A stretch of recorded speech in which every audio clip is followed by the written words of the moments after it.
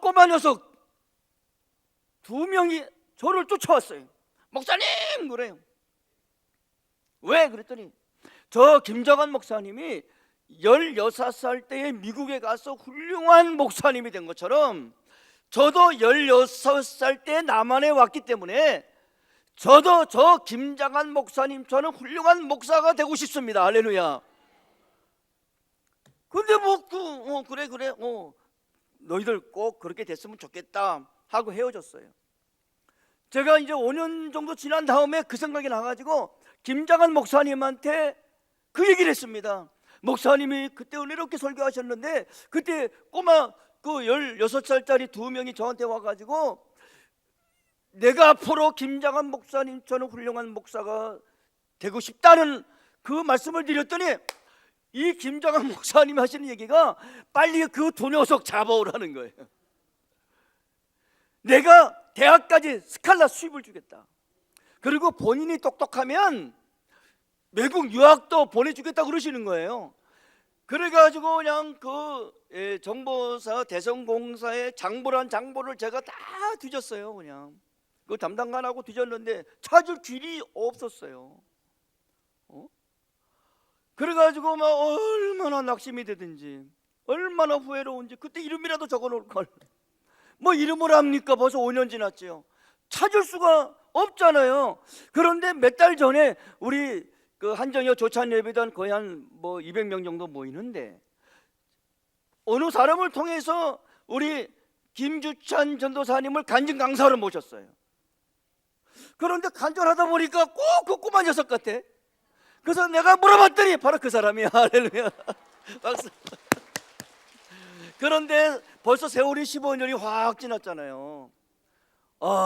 비록 안타깝게 그 목사님한테 연결을 못해서 풀 스칼렛십을 못 주고 외국 유학도 기회가 상실이 됐지만은 벌써 그 15년 동안에 우리 김주찬 전도사님은 연세대학에서 그 상담 코칭학 박사가 됐습니다. 할렐루야. 박수. 그리고 또 신학 공부까지 해가지고요. 저 지금 일산에서 개척교회를 하고 있습니다. 박수. 여러분 탈북민 한 사람의 인재 키운다는 게 여러분 쉽습니까? 그래서 지난번에도 우리 그 한정엽 조찬 기도회 때 간증 강사를 모셨는데 막 은혜가 쏟아졌어요. 그냥 오늘도 큰 은혜 받으실 줄로 믿습니다.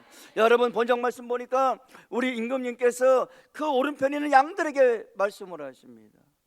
너희들이 내가 줄일 때 먹을 양식을 주었잖니. 내가 목마를 때 너희가 나한테 마실 물을 줬어. 내가 나그네로 방황할 때에 너희들이 이제 돌봐줬어. 내가 헐벗고 춥고 옷이 없을 때에 너희들이 옷을 입혀줬어. 내가 병들어서 고통을 당할 때에 너희들이 와서 나를 돌봐줬지 않냐? 내가 옥에 갇혔을 때 너희들이 또 나를 돌봐줬어. 그랬더니 이 양 오른편의 양들이 하는 말씀들이 뭡니까? 주여 임금님이시여 내가 한 적이 없는데요. 아니다. 본장 말씀 보니까 지극히 작은 자에게 한 것은 바로 내게 한 것이니라. 여러분 탈북민들은 굉장히 고통 속에 있습니다. 그들이 북한에 있을 때 300만이나 굶어 죽었어요. 한 탈북민 형제가 그래요. 목사님 저 교회 가기 싫습니다. 왜 그러냐 그랬더니 깔본다는 거예요. 여러분 그들에게 희망과 용기를 줘야 됩니다. 아직은 우리 탈북민들이 이 남한 땅 정착한다는 게 여러분 쉽지가 않습니다. 그들에게 희망을 주고 기도해주고 꿈을 심어줘야 됩니다. 그래서 여러분 이 탈북민들에 대해서 진실된 예수님의 사랑을 우리가 실천할 수 있다면 그것은 바로 우리 예수님께 직접 선대하는 일인 줄로 믿습니다. 기도하겠습니다. 전능하신 아버지 하나님, 은혜를 생각할 때에 감사합니다. 우리 예수님께서 지극히 작은 자에게 한 것이 바로 내게 한 것이라고 우리 주님께서 말씀을 하셨나이다. 전능하신 아버지 하나님, 당신의 귀한 주의 성도들이 이 말씀에 각해서 이 땅 사는 동안 어려움을 당하고 고통을 당하는 당신의 귀한 주의 이제 그 달봉맨 형제들 자매들에게 사랑을 베풀어서 우리 예수님께서 기뻐하시는 그 많은 일들을 할 수 있도록 도와주시옵소서. 우리 김주찬 전도사님께서 간증에 말씀할 때에 성령의 불덩어리가 떨어질 줄로 믿습니다. 예수님 이름으로 축복하며 기도합니다. 아멘. 제가 한정협을 창설했습니다. 그래가지고 정보사 군종 참모할 때 제 사무실 그 창고를 개조해서 처음 만들었는데 지금은 그래도 번듯한 종로가에 30여 평짜리 사무실이 있습니다. 여러분 오시면은 제가 식사 접대할 정도는 됩니다. 할렐루야. 그래서 이 한정협이 또 우리 16여전도에서 이렇게 연결이 돼가지고 또 우리 한정협을 돕기로 돼 있어요. 그래서 선교 사역 보고차 5분밖에 안 됩니다. 5분 동안 한정협 사역 동영상을 보여드리도록 하겠습니다. 반갑습니다.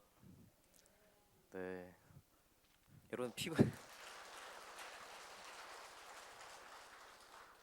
네, 목사님께서 굉장히 그 많은 이야기들을 해주셨는데 굉장히 부담이 되네요.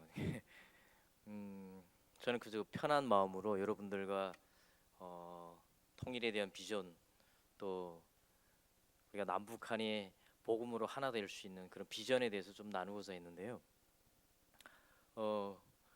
그래서 그렇게 왔는데 너무 많은 부담을 주시는 것 같아요. 근데 최대한 이 시간에 하나님께서 함께 하셔서 여러분들과 제 사이에 어떤 이야기들을 해야 될지 그런 것들을 하나님께서 저에게 아마 말씀해 주실 거라고 확신하고 있습니다. 네, 여러분 피곤하지 않으세요? 아, 예, 너무 다행입니다. 저는 교회에서 예배드리고 항상 교인으로 있을 때 오후 예배 때만 되면 너무나도 졸리더라고요. 그래서 오후 예배는 예배를 안 했으면 좋겠다 하는 생각도 굉장히 많이 했습니다. 저희가 피곤도 좀 이렇게 풀 겸 옆에 분들과 혹은 앞뒤에 있는 분들과 인사를 좀 했으면 좋겠습니다. 여러분 다 같이 따라 하실까요? 우리의 만남은 우연이 아니야. 네, 감사합니다.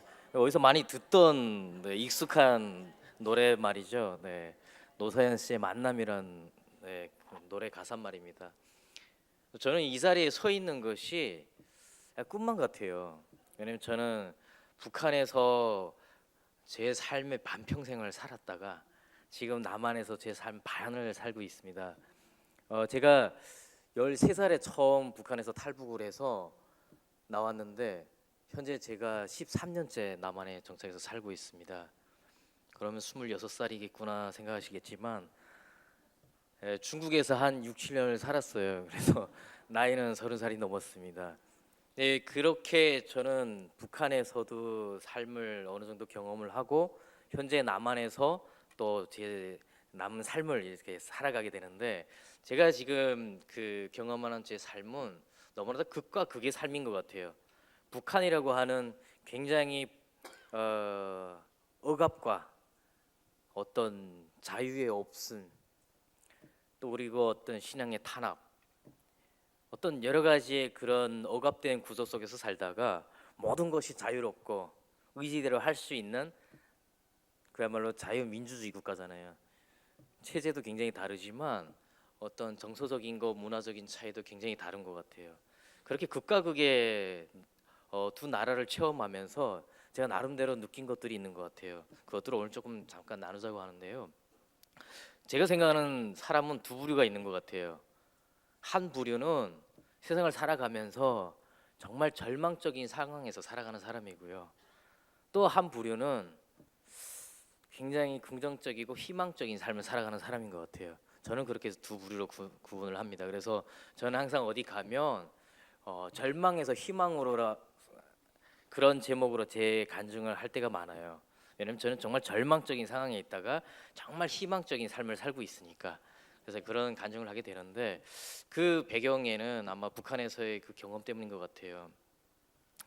저는 처음에 김일성이 90년대 사망하고 나서 그 전까지는 저도 굉장히 유복하고 동네에서 나름 정말 천재다, 정말 귀공자 스타일이다 이런 얘기를 많이 들으면서 살았습니다. 네. 증인이 없기 때문에 하는 얘기는 아닌데 정말 그렇게 사랑을 많이 받던 아이였습니다. 근데 90년도 이제 북한의 미공국, 그러니까 이제 뭐 배급을 줘서 먹고 살아야 되는 사회인데 배급을 어느 순간부터 주지를 않고 아까 목사님 말씀하셨듯이 300만 아사자가 발생할 정도로 북한에 굉장히 경제적으로 어려운 상황이 발생하게 되죠. 그렇게 되면은 사회에서 가장 어려움을 겪게 되는 부류가 있어요. 오늘 여기 창신교회에 와 보니까 굉장히 나이대가 좀 있으신 분들이 저희 할머니, 할아버지 그런 나이대 분들이 많으신 것 같아요. 노인들 힘이 없잖아요. 그러니까 경제적인 능력도 없어요. 그런 분들이 굉장히 힘들겠죠. 길거리로 많이 나앉았습니다. 그리고 다음으로는 어린 아이들이었습니다. 어린 아이들은 마찬가지로 보호자가 보호해주지 않으면 살아갈 수 있는 자생력이 없잖아요. 어린 아이들이 길가로 떠돌이가 많이 생기게 됐죠. 그렇게 해서 많이 나오게 됐고 또 하나는 여성들이었습니다. 여성들 북한 같은 사회에서 특히나 어떤 육체적인 힘이나 또 남성적인 그런 강인함이 없으면 굉장히 무시를 당하고 사회적으로부터 굉장히 배척당하는 그런 사회 문화적인 배경이 있었기 때문에 여성들도 마찬가지로 그런 사회 현상이 일어나면서 굉장히 약자로 전락하게 되었습니다. 그렇게 그런 약자들이 일반 우리 사회에서 얘기하면 시장, 그런 장마당이라고 하는 그런데 내몰리고 어떤 산이라던가 들이라던가 이런 데로 먹을 것을 얻기 위해서 막 이제 나돌기 시작했는데 그때 그 상황들은 정말 처참했던 것 같아요. 제 어린 시절의 기억으로도 정말 충격적이었습니다. 왜냐하면 여러분들 세대, 우리 할머님, 할아버님들 세대 경험해서 알겠지만 우리 민족은 특징이 있잖아요. 우리 유럽 사람들 혹은 서양 사람들 굉장히 발전했지만 그분들이 못 가진 걸 가졌잖아요. 우리는 정이 많잖아요. 어울려 살잖아요. 다 서로 나누고 앞뒤 동네 뭐 너무 서로 잘 알고 누구 집에 뭐가 얼마 있는지 다 알잖아요.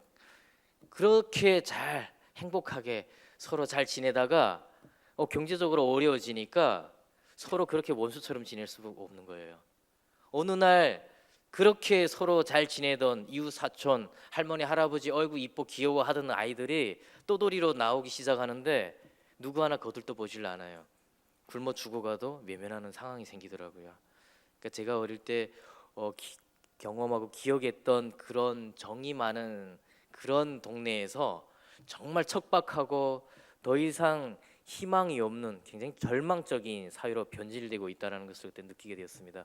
저희 집도 마찬가지로 그렇게 타격을 받으면서 아버지 어머니가 어느 날 가요.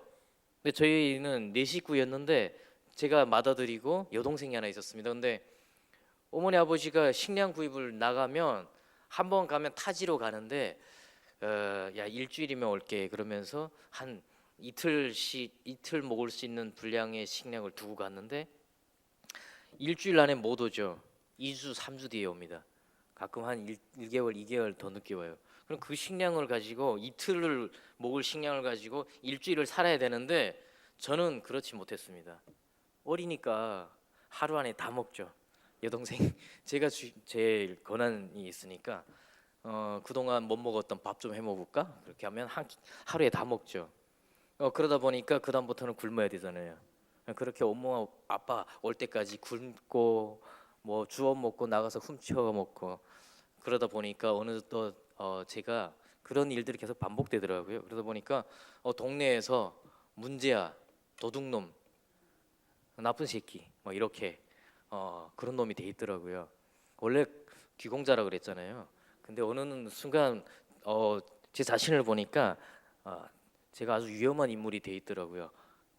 10살도 안 된 나이였는데 한 9살 때였습니다. 그렇게 돼 있더라고요. 심지어 저도 초등학교 이렇게 딱 입학하는 그때부터 기억이 너무 좋았어요. 학교를 너무 가고 싶었거든요. 근데 어느 날 제가 초등학교 동창 여자친구의 집 호박을 훔쳐 먹다가 들켜가지고 망신을 당하고 온 동네 소문나서 친구들이 손가락질하고 그러더라고요. 친구들이 학교 다니는 책가방 메고 학교 다닐 때 혼자 배낭 메고 산에 가서 옥수수 훔치고 또 산에 있는 풀 뜯어오고 그런 저를 발견하는데 너무나도 죽기보다 싫더라고요. 너무 창피해가지고 이 인간이 인격이라는 게 있잖아요. 근데 그게 막 없어지는 것 같고 그게 막 깎이는 것 같고 그러니까 차라리 죽고 싶었습니다. 근데 사람이 먹고 사는 게 더 중요하잖아요. 그러니까 어떻게든 하루라도 더 살아보려고 아둥바둥하면서 부모님 기다리고 그렇게 살더라고요. 근데 어느 날 부모님이 나가셨는데 안 돌아와요. 한 달 기다리고 두 달 기다리고 세 달 기다렸습니다. 안 돌아와요. 비군들이 찾아와서 뭐 어린 애 두 명이 있는데 뭐 막 부수고 때리고 그래가지고 더 이상 그것에 살 수 없어서 도망갔습니다. 여동생을 데리고 야반 도주를 했어요. 챙길 건 집에 아무것도 없어서 사진만 챙겨서 도망 나왔습니다. 도망 나와서 대도시를 갔어요. 여러분 회령이라는 데 아세요? 함경북도 회령이라고 중국 접경 국경 지역입니다. 김일성의 아내였던 김정숙이 태어난 곳이 회령인데 여기 국경 도시잖아요. 거기 가면 좀 낫겠지 싶어가지고 갔어요. 외할머니가 거기 살았거든요. 외할머니 집을 찾아갔는데 가는데 교통 상황이 안 좋으니까 한 보름 이상 걸렸던 것 같아요. 기차 타고 자동차 타고 이렇게 막 걷기도 하고 겨우겨우 여동생 손을 끌고 할머니 집을 갔는데 할머니가 문을 두드리니까 그 전까지는 뭐 잔칫날 무슨 집안에 행사 있을 때만 만나잖아요. 얼마나 이쁨을 받았겠어요. 할머니 그 기억으로 찾아갔거든요. 근데 할머니가 문 딱 열더니 가라 그러더라고요. 정말 힘들게 겨우겨우 보름 동안을 찾아갔는데 할머니가 가라 그러는 거예요. 그렇게 봤더니 할머니 자식이 8인데 저희 엄마가 둘째예요. 한 5 정도의 자식들의 손자 손녀죠. 할머니한테는 전부 다 거기 찾아왔던 거예요. 할머니가 겨우겨우 한 애를 돌보고 있지만 도저히 너희 다 케어할 수가 없다. 그러니까 나가서 어떻게든 생존해서 살아라. 이게 그때 당시에 북한의 현실이었습니다. 저도 시장에 나가서 나름 저희 동네에서는 제 동네가 함경북도 어랑이라는 바닷가 마을이었습니다. 아버지가 어부였고 저도 당연히 어부가 됐어야 될 신분이었는데 지금은 하나님께서 사람을 낚는 어부로 베드로처럼 하나님께서 이렇게 세워주셨는데 저는 당연히 어부가 되었어야 됐어요. 그러니까 그 어촌 마을이니까 좀 작았을 거잖아요. 거기서 저는 아주 위험 인물일 정도로 굉장히 도둑질을 잘하는 사람이었는데 이 대도시를 갔더니 여기는 저보다 수십 배, 수백 배 날고 기는 친구들이 너무 많은 거예요. 저 정도는 잽이 안 되는 겁니다. 그래가지고 시장에 갔더니 뭐 시장 규모도 어마어마하고 막 깜짝 놀랄 정도로 거기에서 뭔가를 훔치려고 하는데 와 이거 뭐 눈앞에 뭐 번개처럼 왔다 갔다 하는 아이들이 있어가지고 저는 뭐 거기 끼지도 못하겠는 거예요. 결국 여동생 데리고 거기서 쭈뼛쭈뼛 대다가 어떤 그 과자를 파는 아주머니가 조금 느려 보이니까 저걸 좀 훔쳐야겠다. 가가지고 훔칠까 말까 하는데 손은 거기 가 있었던 거예요. 잡혔어요. 그래서 호되게 대도시에서 쓴맛을 보고 여기서 도저히 살아남기 좀 힘들겠다. 그때 당시에 이 겨울이 되면 이 추우니까 그 북한은 지금도 그래요. 그 기차가 일제 시대의 그 중기 기관차 석탄으로 운용되는 그런 기관차를 하는데 얘네가 밤마다 그 석탄재를 이렇게 쌓아놓는 데가 있어요. 그럼 그게 겉에는 다 죽어 있지만 조금 그거를 뜯어내면 안에는 굉장히 불덩거리잖아요. 어느 정도만 파내면 굉장히 따뜻해요. 이 떠돌이하는 아이들이 너무 춥잖아요. 그러니까 또 북한은 그 북쪽이니까 춥고 밤에 전부 다 아이들이 떠돌이 하다가 그곳에 몰려들어요. 산같이 크거든요. 그럼 그 안에 다 들어가서 재를 다 뒤집어 쓰고 얼굴만 요만큼씩 내놓고 있어요. 구분이 안 가지 얼굴이 새카마니까. 그런데 이제 저도 이제 거기 여동생 데리고 밤에는 거기 가서 거기 이제 수출 돕고 있는데 그때 어떤 일들이 많았었냐면 이게 밤에 한 새벽 3시 4시 이럴 때 중기기관차가 들어와요. 들어오면은 호루라기를 막 불어요. 그 역전 직원이.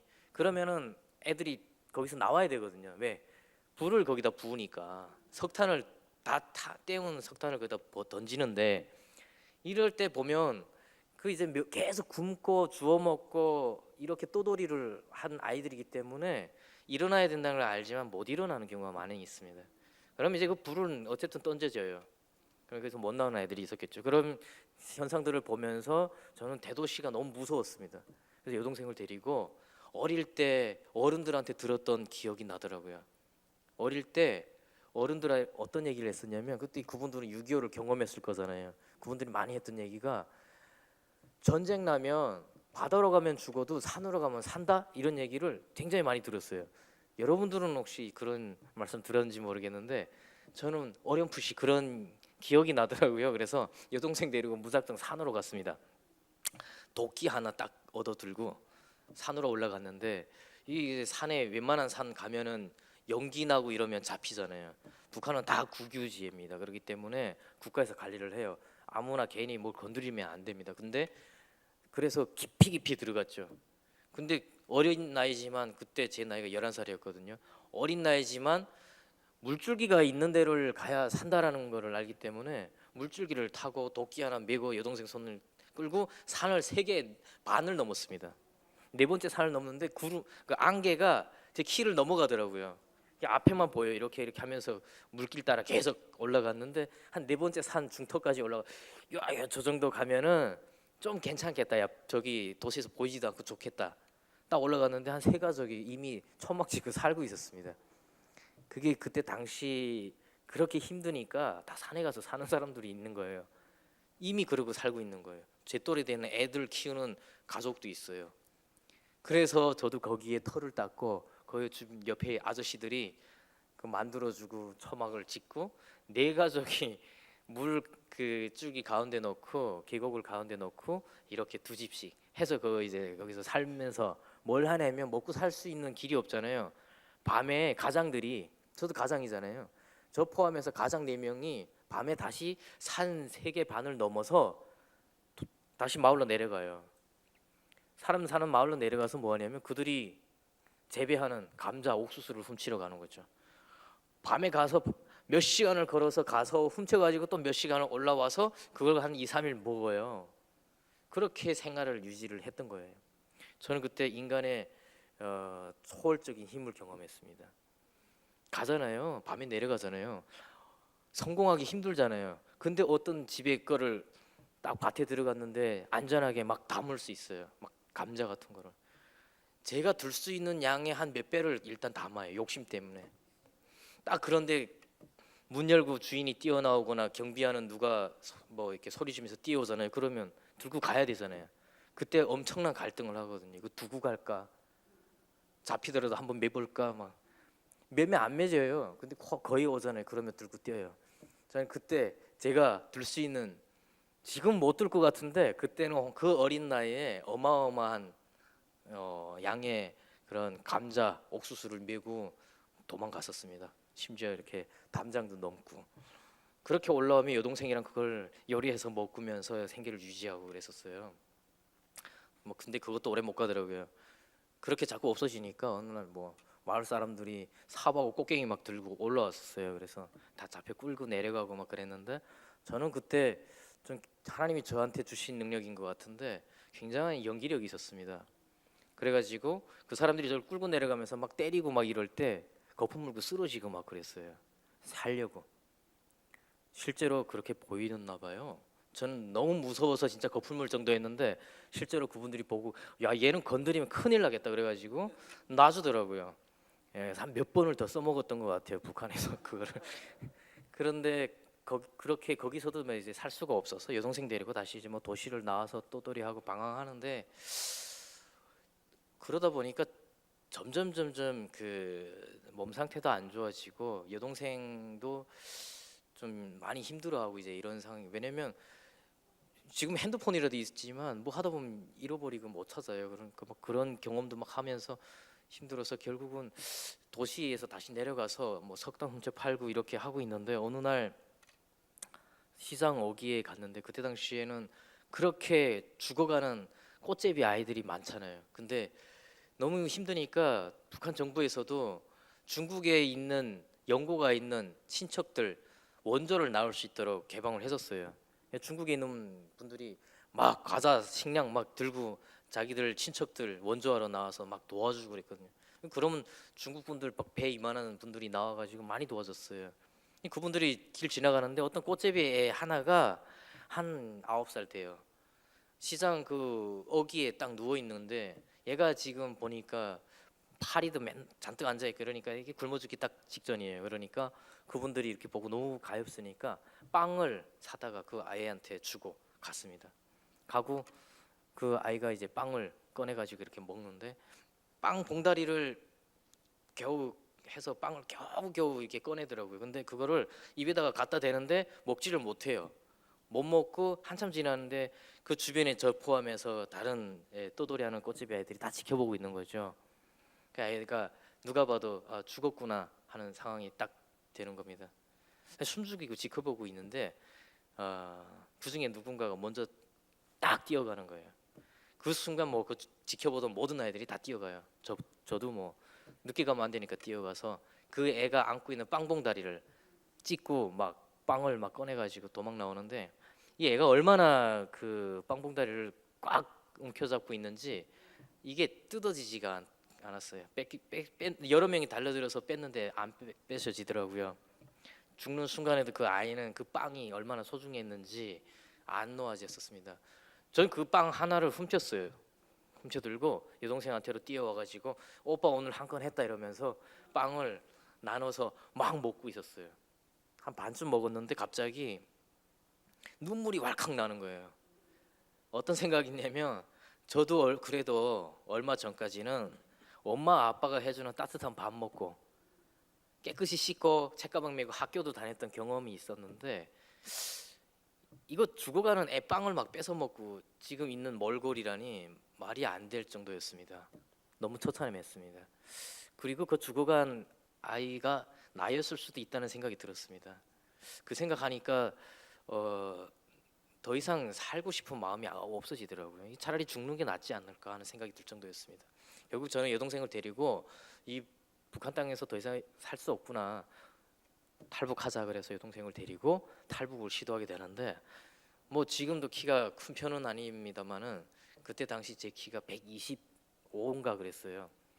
이 여동생은 더 어깨에 오고 이런 상황이었기 때문에 이 여동생 손을 잡고 두망을 건너는데 여간 어려운 게 아니더라고요. 막 물이 또 내려가고 막 실패를 계속했어요. 그래서 결국은 여동생에게 3일만 네가 알아서 좀 잘 버텨주면 오빠가 중국에 가서 돈을 좀 가지고 먹을 것도 좀 가지고 올 테니까 3일만 잘 버티고 기다려라. 그런데 여동생이 부모님이 어릴 때 버리고 갔다고 생각하니까 그 버림받았다는 상처가 굉장히 컸었어요. 그러니까 저에 대한 집착이 얼마나 강한지 제가 이제 북한은 그 재래식 변소였어요. 집안에 화장실이 없어 바깥에 나가야 되는데 밤에 자다가 제가 화장실 가면 저를 꼭 잡고 있다가 막 쫓아 나와요. 잠 자다가도 막 그 제가 움직이는 거에 반응하더라고요. 그 정도로 앞에서 그러면 제가 볼일 볼 때까지 앉아서 기다리다가 같이 들어오고. 왜냐면 부모님이 자기를 버리고 도망갔는데 오빠까지 버리면 의지할 길이 없으니까 그렇게 쫓아다니는 거예요. 그러니까 제가 산에서도 그렇게 살 때도 좀 말 안 듣는다 싶으면 몰래 숨어 있는 거예요. 도망간 것처럼. 그럼 말 잘 들어요. 계속 그렇게 동생을 이렇게 좌우지를 했었어요. 이제 동생을 두고 가려고 그러니까 여동생이 말도 안 되는 거죠. 막 울면서 저한테 막 하소연하더라고요. 애원을 해요. 엄마 아빠 없어도 되고 나 그냥 여기서 오빠랑 굶어 죽어도 되니까 제발 나 두고 가지 마. 그래서 막 우는 거예요. 근데 저는 사실 저도 어린 2살 터울이었기 때문에 제가 너무 힘들었나 봐요. 13살이었으니까. 사실은 도망치고 싶었는지도 모르겠습니다. 사실은 여동생이 저한테 엄청난 의지되는 존재였는데도 불구하고 도망치고 싶었는지도 모르겠는데 그래도 약속을 했어요.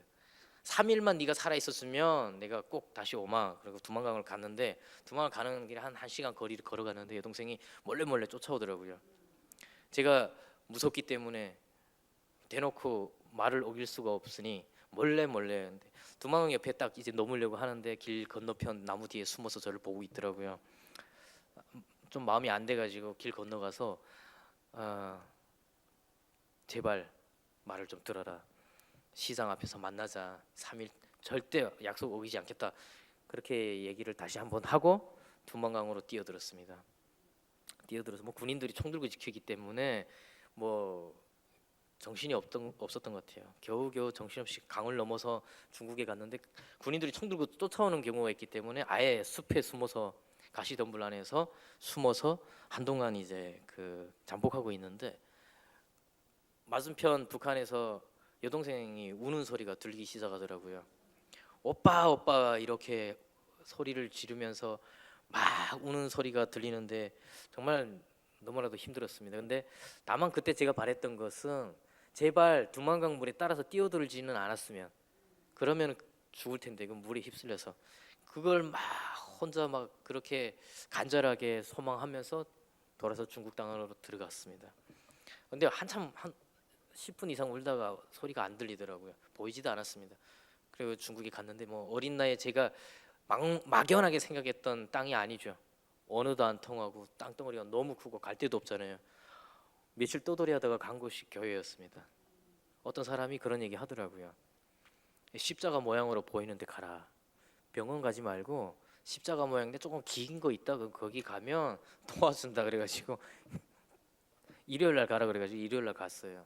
주일 날에 예배 드리니까 그 갔다가 그 앞에서 어린 애가 거기서 그렇게 있으니까 어떤 뭐 많은 분들이 관심을 가지는데 저는 빨리 돈을 가지고 동생한테 가야 된다고 생각하는데 뭐 자꾸 먹을 걸 줘요. 배고프지 그러면서 먹을 걸 주고 저는 너무 답답하고 그러는데 어떤 분이 와가지고 저한테 제안을 하더라고요. 너 밥 먹여주고 공부시켜주고 막 사랑으로 대해주는 그런 데 있는데 갈래? 그래가지고 공부시켜준단 말에 제가 공부에 한이 맺혀 있잖아요. 그래가지고 네 그러고 쫓아갔어요. 쫓아서 딱 갔는데 어떤 아파트 한 5층 건물에 이렇게 딱 들어갔더니 저 또래 되는 애들이 한 10명이 거기 그렇게 앉아 있는 거예요. 저 같은 애들을 그때 당시에는 중국에서도 그렇게 막 떠돌이를 하니까 그때 이제 한국 교회에서 선교사님들이 후원하고 해가지고 신앙 훈련을 시키는 곳들이 생겨나기 시작한 거죠. 그곳에 제가 이제 가게 된 겁니다. 그곳에서 신앙 훈련을 이제 받는 곳에 이제 들어갔는데 저는 모르잖아요. 들어가니까 저녁이 됐는데 막 밥을 주고 깨끗이 막 씻겨주고 저녁 되니까 밥을 막 고기 야 중국 잘 산다더니 정말 진짜 공짜로 밥을 주는구나.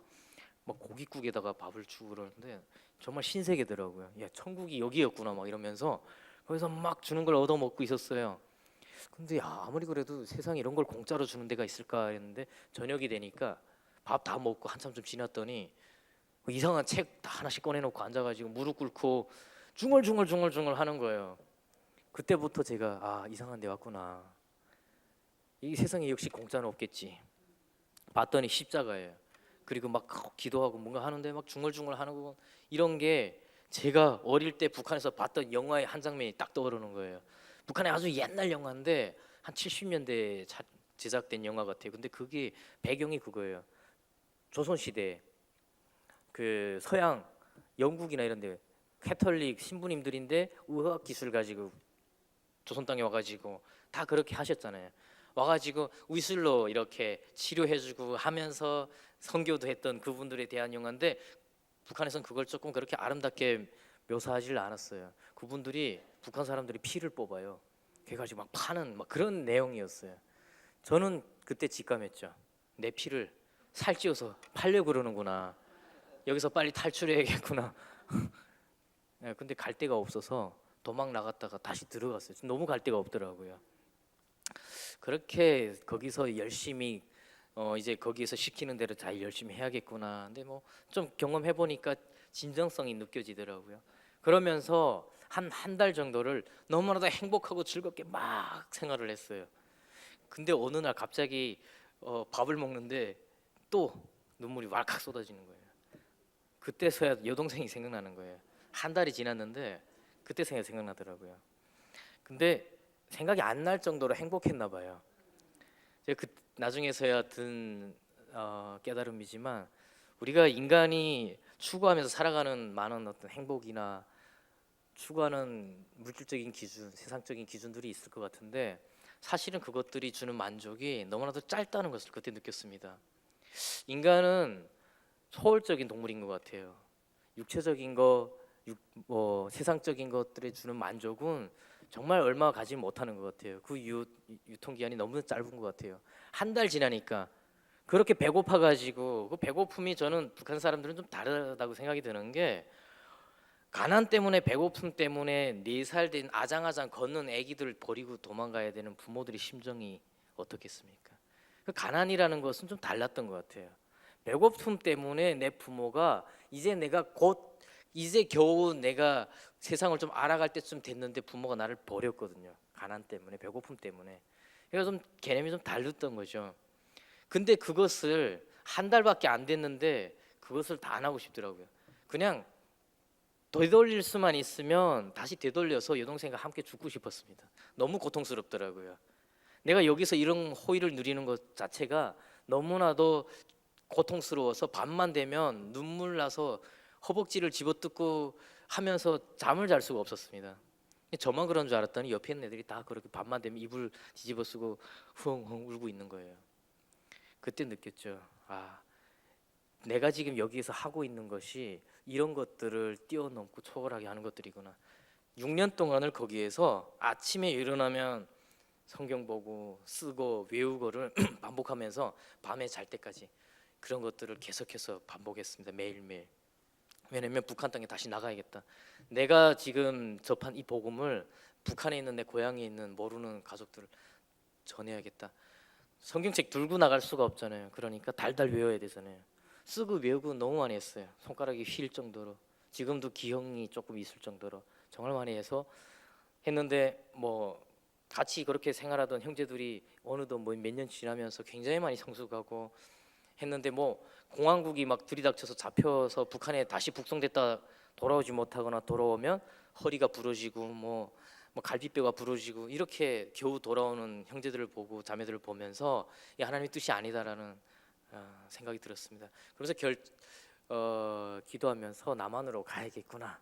그때 이제 그런 결정을 내리고 기도하는 과정에 하나님께서 남한으로 가서 잘 준비해서 내 때를 기다려라는 응답을 주셨습니다. 그래서 남한으로 가겠다 결심하고 남한으로 오게 되었는데 그때 당시 제가 2003년도였습니다. 중국 곤명 이쪽을 해서 라오스 국경을 넘어서 라오스에서 태국 국경을 넘고 태국 국경을 넘을 때 메콩강을 건너야 돼요. 그렇게 넘어서 태국까지 가야 남한으로 올 수 있는 이거 여건이 있는 게 아니라 불법으로 어쨌든 남의 나라 국경을 그렇게 넘어 다녀야 되는 거예요. 그렇게 넘다가 저는 라오스까지 갔는데 잡혔어요. 13명이 시도했다가 3명만 남한으로 성공적으로 가고 나머지 10명은 잡혀서 북송되게 되었습니다. 근데 뭐 제가 거기서 나이가 제일 많을 정도로 다 어린 아이들이었어요. 다시 북송돼서 북한으로 갔는데 저는 그때 하나님이 너무 원망스러웠어요. 제가 이제 그 하나님이 주신 그 기도 응답을 받고 지금 남한으로 가려고 하는데 왜 갑자기 또 실패하게 해서 하나님 살아있는 거 맞습니까? 혹은 내가 잘못된 기도 응답을 받은 건가? 막 너무나도 혼란스럽고 북한으로 다시 가서 내가 살아올 수 있다라는 확신도 없잖아요. 죽을 확률이 더 높아요. 왜냐면 북한에서 흔히 얘기하는 삼중죄를 저는 다 포함이 되어 있기 때문에 일반적으로 중국 국경 넘어서 월경을 비법 월경을 했죠. 중국에서 기독교 신앙 사상범이죠. 또 남한으로 가다가 정치범이에요. 그런 것들이 다 해당이 되었기 때문에 이것은 하나님께서 분명히 잘못된 선택을 했나 보다 막 원망하고 그랬었어요. 근데 저는 그 북한에 잡혀나갔던 그 과정을 통해서 하나님의 섭리를 알게 됐는데 북한에 갔더니 지옥이 따로 없어요. 너무나도 많은 탈북민들이 감옥에 끌려와 있고 보위부에서 치조를 당하고 있고 어린 나이 여자들 할 것 없이 인권 없이 뭐 들어가자마자 저는 환상이 깨졌습니다. 그래도 한 6년 동안 제가 회복이 되고 사랑도 많이 받고 고향에 대한 막연한 기대감 그런 게 있어서 좀 있었는데 북한에 나가자마자 몸수색을 하는데 남성 여성 다 같이 있는데 옷을 다 벗겨놔요. 그리고 여성들은 무릎 꿇고 앉혀놓고 혹시 돈을 숨긴 것이 있는지 본인들이 손으로 막 찾아요. 남자들은 뭐 더할 나위 없습니다. 나가자마자 느꼈습니다. 지옥이었구나. 근데 그 과정 안에서 저는 하나님께서 왜 저를 다시 북한으로 보냈는지를 알게 됐어요. 그곳에 갔는데 제 또래 된 어린 남자애들 8명이 끌려왔어요. 감옥에. 그때 저는 이미 오랜 감옥 생활을 했을 때였기 때문에 굉장히 이제 몸이 많이 안 좋아져 있는데 그 아이들이 끌려왔는데 그 중에 보니까 북한에서 지하교회에 활동하다가 잡혀온 애가 있는 거예요. 여러분 그게 어떻게 가능하지 해서 제가 물어봤어요. 어떻게 너는 지하교회 활동을 했니? 그랬더니 마찬가지로 중국에 갔다가 신앙을 접하고 북한에 다시 북송돼서 왔는데 다시 가지 않고 그곳에 남아서 그런 사람들과 같이 예배를 드리는 아이들이었습니다. 그러다가 잡혀서 끌려온 거였습니다. 그 아이들 결국 제가 저보다 먼저 그곳을 나갔어요. 왜냐면 그 애들은 거기서 버티지를 못했거든요. 더 고문하고 더 좀 힘들게 했어요. 결국 그 애들은 나갔는데 하나님께서 그 가정을 통해서 그 사람들을 통해서 거기 북한 주민들한테 주는 메시지가 있었습니다. 로마 시대 때 기독교 핍박할 때 기독교인들을 보면서 많은 사람들이 놀랐잖아요. 저 사람도 어떻게 저렇게 처참하게 죽어가는 가정 안에서 사자가 막 물어뜯는 상황 안에서 저렇게 평안할 수가 있지? 어떻게 저렇게 행복해 보이지? 그것들을 북한 주민들이 깨달았다 그러더라고요. 그렇게 지하교회 활동하는 사람들을 공개 처형하는데 다 봐라 이 사람들은 이런 걸 했기 때문에 이렇게 죽는 거다라고 하는데 이 사람들이 너무나도 평안한 표정으로 그 죽음을 맞이하는 걸 보면서 북한 주민들이 저 뭔데 저 예수쟁이들이 좀 뭔데 저렇게 죽어가는 거야 이런 이야기들을 했다는 겁니다. 그 아이들을 통해서도 그런 하나님께서 역사를 하시더라고요. 지금도 하나님께서는 북한에서 하나님께서 그곳에 복음을 준비하고 계신다는 것을 여러분들 믿으시길 바랍니다. 그렇게 가정을 겪으면서 저는 세 가지의 좌절을 했어요. 학업도 못하고 가정이 다 파괴되고 심지어 북한 땅에 끌려가면서 남한에 오는 그 자유함마저도 잃어버렸으니까. 근데 그 가정을 통해서 제가 늘 하나님과 함께 동행하면서 어떻게든 하나님을 붙들고 그 가정을 인내로 참아내고 견뎌냈는데 하나님께서 계속 그 가정을 통해서 다시 북한을 보게 하시더라고요. 너 남한으로 가는데 그냥 가지 말고 다시 한번 봐라. 보고 가서 다시 준비해라라고 하시는 것 같았습니다. 남한에 와서 신앙생활하고 뭐 공부하면서 느낀 거지만 이렇게 자유한 나라에서 신앙생활하기 더 힘들다는 것을 그때 느꼈습니다. 하나님께서는 분명히 다시 보게 하시고 경험하게 하시고 그렇게 준비를 하게 하신다는 것을 그때 깨달았습니다. 그렇게 끝났을 간증이면 그래도 아름답지만 하나님께서 그 가정들을 그렇게 인내로 견뎌냈더니 저에게 어떤 사람으로 살게 하시냐면 정말 절망적인 삶 가운데 살던 제 기준을 굉장히 많이 바꿔 놓으셨어요. 그런 가정들을 이겨내면서 제가 다시 북송되는 그 가정을 통해서 여동생을 찾게 하시고 그 여동생을 찾아서 다시 남한까지 오게 하시더라고요. 감사합니다. 조금 길어져서 너무 죄송한데 그 여동생을 저는 그때 중국에서 신앙을 접하고 하나님을 알게 되면서 계속 기도했습니다. 6년 동안 매일 수없이 기도했습니다. 하나님 제발 사람만 있게 해주십시오. 사람만 있게 해주시면 장애인이 되든 뭐 되든 상관없는데 사람만 있게 해주시고 목숨만 살려주시면 제가 하나님을 위해서 평생을 바치겠습니다. 그런 서원을 계속해서 했어요. 하나님께서 여동생을 만나게 하셨습니다. 지금은 남한에 와서 결혼해서 애 둘 낳고 또 본인이 그렇게 또돌이하면서 살다 보니까 그런 고아들 관심이 많아요. 그래서 요리를 전공했습니다. 여기 와서 대학교에서 요리를 전공하고 마스터 셰프 코리아라는 프로그램 혹시 아시는 분들이 있는지 모르겠지만 그 마스터 셰프 코리아 시즌 2에 나가서 탑 5까지 들었습니다. 지원자가 막 5천 명이 되는 그런 요리 대결하는 프로그램인데 그러면서 지금은 방송에도 굉장히 많이 나가고 요식업계로 성공한 그런 삶을 살고 있습니다. 저보다 굉장히 더 세상적인 삶은 더 나은 것 같아요. 부러울 정도로. 그렇게 하고 어머님도 모셔왔습니다.